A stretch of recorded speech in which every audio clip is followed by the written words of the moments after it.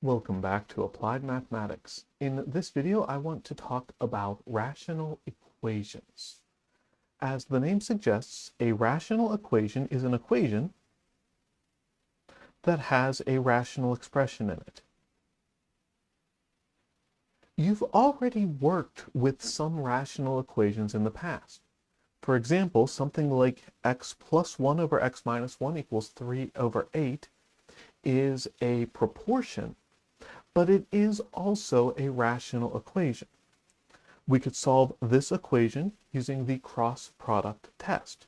We multiply 8 times x plus 1, and we multiply 3 times x minus 1. If the two fractions in the first line are equal, then the two expressions in the second line are also equal.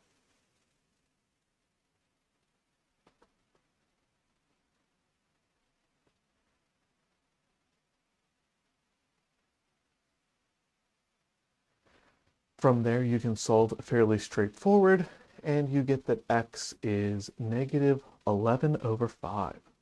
Nothing too crazy going on there. Another thing that you have seen in previous lessons, in previous courses even,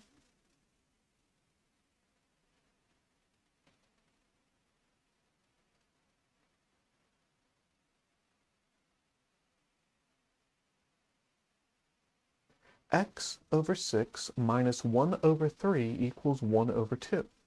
This is a rational equation.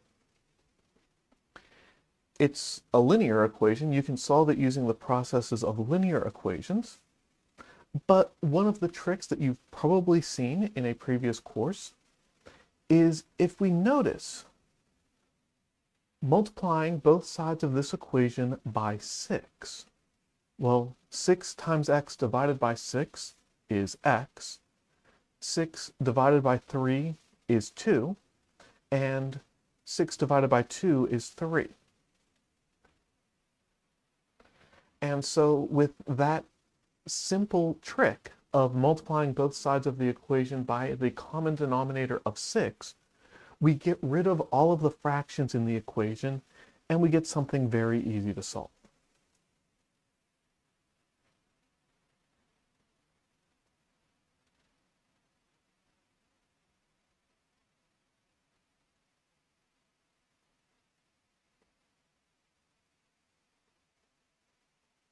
We could have done that in a different order, right? Add 1/3 to both sides of the equation and then multiply both sides of the equation by 6. We would have gotten the exact same answer, and the process would have been a lot harder.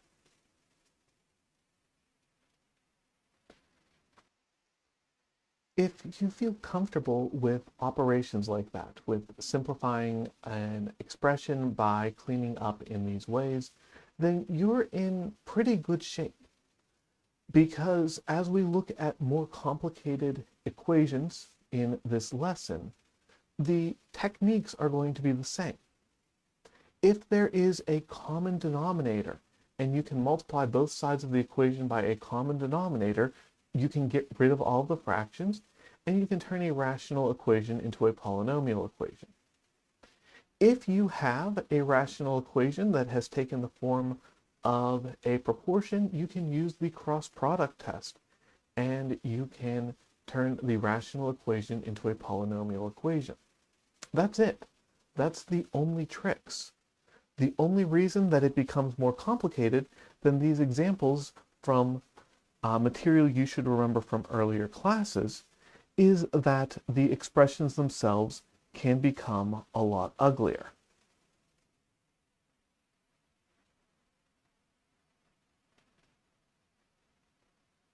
For example, 1 over x squared minus 1 is equal to 3 over x plus 1.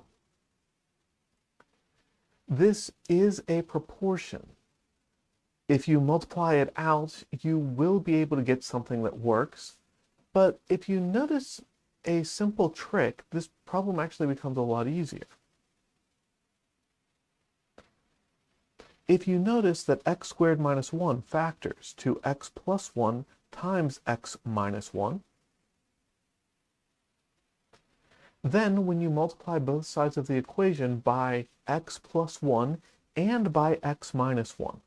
Actually, let's do that in two steps. Let's multiply both sides of the equation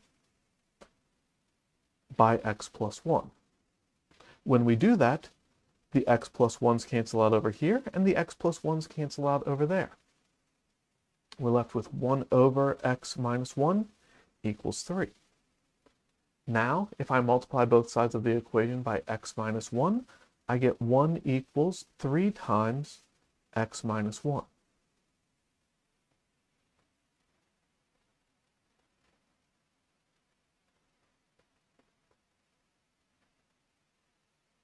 And then from there, solving is fairly straightforward. Again, I could have solved this by setting it up as a proportion and using the cross product test, but if I had done that, I would have gotten something kind of interesting. Let me borrow this equation, come down where I have a little bit more space to work, and let's go through solving this equation again, this time setting it up as a proportion. Set it up as a proportion, that means we're going to use the cross product test, which gives me that x plus 1 is equal to 3 times x squared minus 1.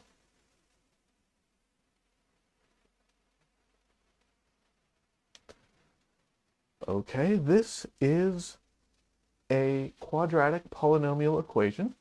To solve a quadratic polynomial equation, you want to rearrange the equation so that you get 0 on one side.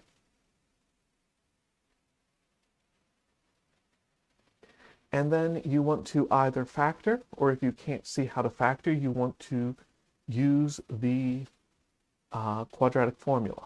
In this particular case, factoring isn't that bad. Looks like we're going to get 3x minus 4 times x plus 1. From there, using the zero product rule, we get that 3x minus 4 is equal to 0, or x plus 1 is equal to 0. Well, that first one gives us x equals 4/3, which is exactly the solution that we got in the first attempt. But then the second one gives us that x is equal to -1. And that doesn't quite seem right.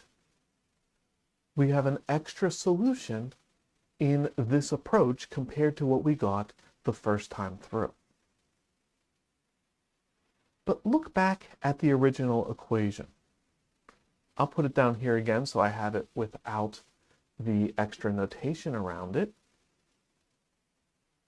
If you try plugging in x equals -1, well, you'll get 1 over 1 minus 1, which is 0. And you'll get -1 plus 1, which is 0. Dividing by 0 is undefined. So that's the place that you always have to be careful working with a rational equation. It's always possible that when you multiply both sides of an equation by a variable, you might have accidentally just multiplied both sides of an equation by 0. And in the original equation, dividing by 0 would give you something undefined. And then if you think about equations in general, right, if you have an equation, whether it's true or false, and you multiply both sides of the equation by 0, you get 0 equals 0, which is always true. That's not what we want. So we always have to double check. Whenever we solve a rational equation, it's always possible that the process of solving the equation accidentally introduced a extraneous solution, a place that doesn't actually work. If you plug it into the equation, you get a dividing by 0 error.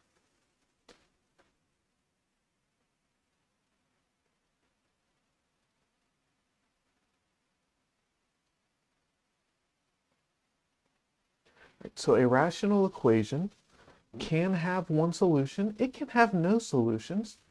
It can have several solutions. There's no rhyme or reason to it. just something you always have to pay attention to.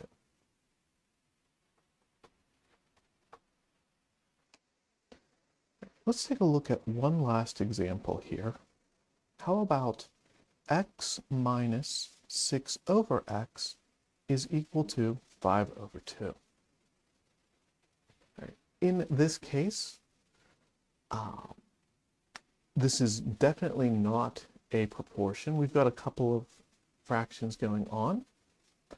I've got one fraction that has a denominator of x, another fraction that has a denominator of 2. The least common denominator between those fractions is 2x. So that's where I'm going to start. Let's multiply left and right of this equation by 2x. When I do that, I'm going to get, well, 2x times x is 2x squared. Nothing's going to happen there. 2x times 6 would be 12x, but then divide by x is just 12. And on the right-hand side, 5 over 2 times 2x. Dividing by 2 and multiplying by 2 are going to cancel each other out, and I'll be left with 5x. The original equation didn't quite look like it, but with experience, you start to recognize that an equation in this form is actually a quadratic equation in disguise.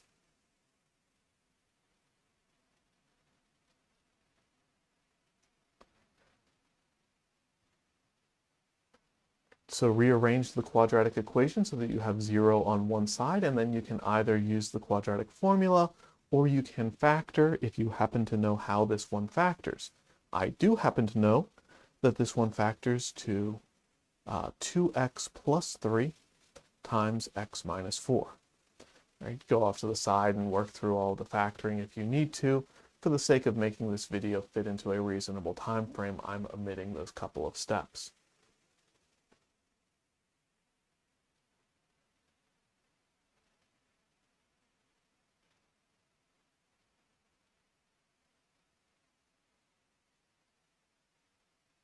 And then from there, solving the equation, I get that x is negative 3 halves, or x equals 4.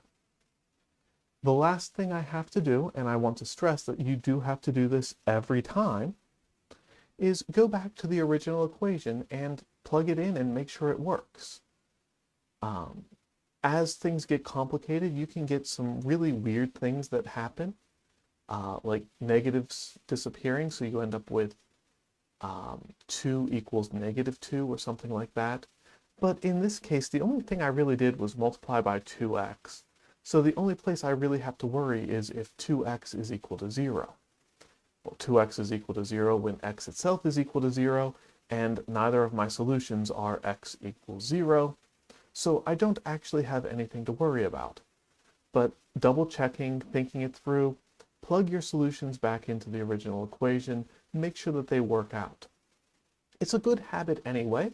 It's a way to double check and make sure you haven't made any arithmetic mistakes. And when you get to things like rational equations, it can also save you from solutions that came into existence by the process of trying to solve the equation in the first place. I think that's enough to say on this topic, so I'll wrap up with that.